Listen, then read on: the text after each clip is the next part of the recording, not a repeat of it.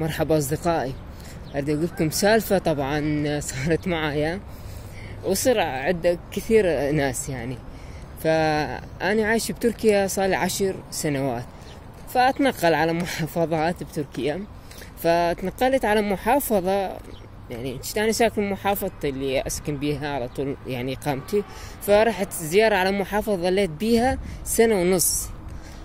فالمحافظة اللي كنت ساكن بيها أنا اللي هي الإقامة اللي بيها أنا كنت أشوف ولد صغير يعني طوله ما يقارب، صغير يعني عمره قد يطلع 12 سنة يشي.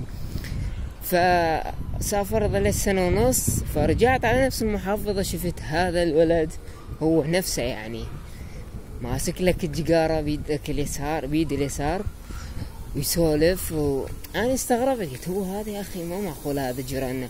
أضحك عليه زين صيحته يابا شني ماسك الانرجي هم يسموها هاي الطاقة الريد بول ما ادري ايش يسموها، دا يشرب ويدخن.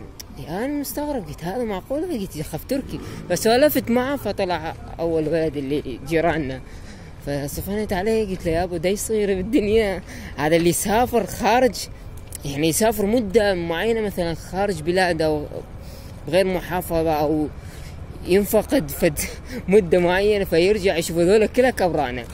فما أعرف بس أنا تصير معايا لو أنتو يعني الطفل يشوفه لقداته تعال على مدة قصيرة فتشوفه خطط لشواره ويدخن ويقف ويطلع خاوة وما أدري إيش.